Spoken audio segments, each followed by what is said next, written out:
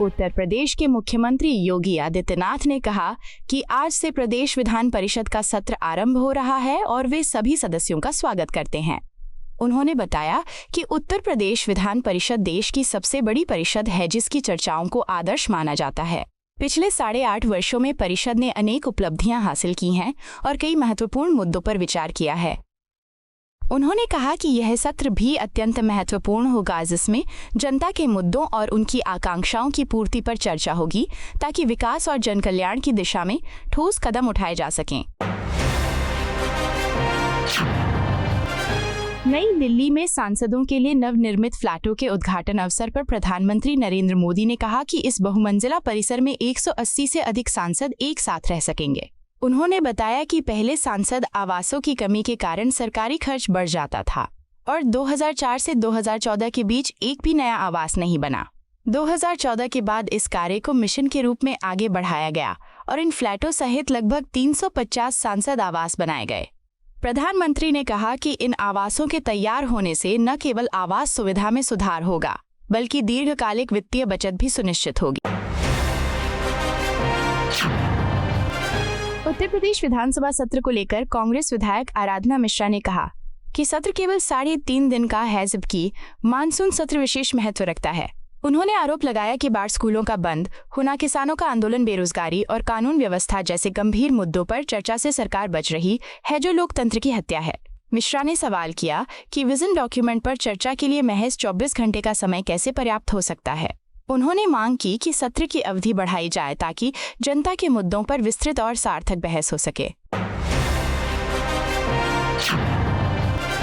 UP विधानसभा सत्र में Samajwadi party विधायकों के विरोध पर प्रतिक्रिया देते हुए उप मुख्यमंत्री केशव प्रसाद मौर्य ने कहा कि अखिलेश यादव यहां के सदस्य नहीं हैं, लेकिन सपा नेताओं द्वारा पूछे गए सवालों का जवाब दिया जाएगा। उन्होंने बताया कि सत्र में 24 घंटे तक विकासशील यूपी विजन डॉक्यूमेंट पर ऐतिहासिक चर्चा होनी है। मौर्य ने आरोप लगाया कि अखिलेश यादव का प्रदेश के विकास से कोई संबंध नहीं है और उन्हें पहले तय करना चाहिए कि वे लोकसभा में सक्रिय रहना चाहते हैं या विधानसभा में। उन्होंने कहा कि भाजपा दोनों जगह उन्हें जवाब देने के लिए तैयार है। दिल्ली में विपक्षी सांसदों के चुनाव आयोग तक मार्च के दौरान टीएमसी सांसद कीर्ति आजाद ने कहा कि सबसे दिलचस्प बात यह है कि चुनाव आयोग अब हलफनामा मांग रहा है जबकि जो स्पष्ट है उसे प्रमाण की आवश्यकता नहीं होती। उन्होंने आरोप लगाया कि पहले मतदाता सूची पीडीएफ प्रारूप में मिलती थी लेकिन अब उसे इमेज फाइल में उपलब्ध कराया जा रहा है जिससे उसे पढ़ना बेहद कठिन हो गया है। आजाद के अनुसार यह बदलाव अपनी गलतियां छिपाने के लिए किया गया है। उन्होंने कहा कि एक झूठ को छिपाने के लिए 1000 झूठ गढ़ने पड़ते हैं जबकि एक सच सब स्पष्ट कर सकता है। संसद से चुनाव आयोग तक इंडिया ब्लॉक के सांसदों के मार्च के दौरान समाजवादी पार्टी के सांसद अखिलेश यादव ने कहा कि ये पहली बार नहीं है जब चुनाव आयोग पर सवाल उठाए गए हैं।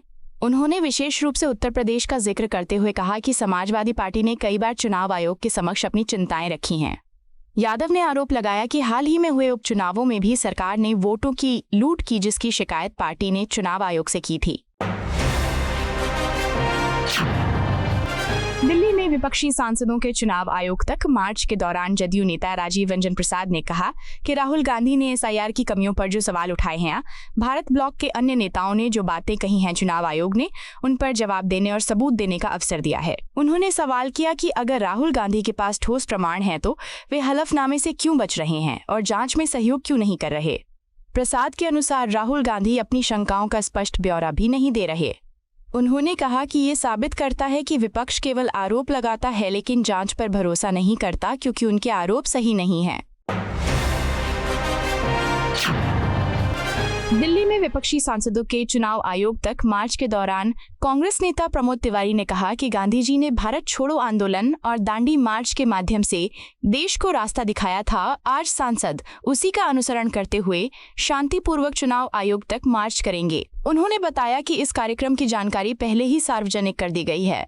तिवारी ने आरोप लगाया कि चुनाव आयोग रंगे हाथों पकड़ा गया है और राहुल गांधी सभी तथ्य प्रस्तुत कर चुके हैं। उन्होंने कहा कि अब ये चुनाव आयोग पर निर्भर है कि वो किससे बातचीत करना चाहता है। आरएसएस प्रमुख मोहन भागवत की शिक्षा और स्वास्थ्य सेवाएं आम लोगों की पहुंच से बाहर हैं। वाले बयान पर शिवसेना यूबीटी सांसद प्रियंका चतुर्वेदी ने कहा वह उनके विचार से सहमत हैं। उन्होंने कहा कि उनकी पार्टी ने लंबे समय से स्वास्थ्य बीमा पर जीएसटी हटाने की मांग की है, लेकिन अब तक कोई कदम नहीं उठाया गया।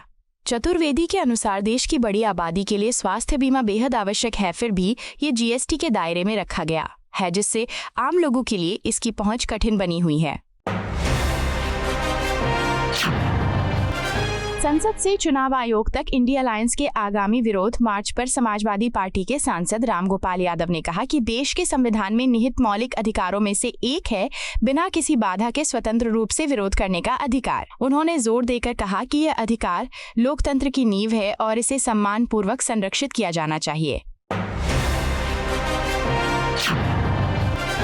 चुनाव आयोग द्वारा लोकसभा में विपक्ष के नेता राहुल गांधी से घोषणा पत्र मांगने पर प्रतिक्रिया देते हुए भाजपा विधायक राम कदम ने कहा कि जब चुनाव आयोग ठोस सबूत की मांग के लिए नोटिस भेजता है तो राहुल गांधी की जिम्मेदारी है कि वे प्रमाण पेश करें। उन्होंने कहा कि यदि राहुल गांधी आरोप लगाते हैं तो उन्हें मीडिया के कैमरों के सामने बयान देने के बजाय चुनाव आयोग के समक्ष ठोस सबूत रखने चाहिए। कदम ने आरोप लगाया कि अब जबकि चुनाव आयोग ने सबूत मांगे हैं, राहुल गांधी उन्हें देने से बच रहे हैं।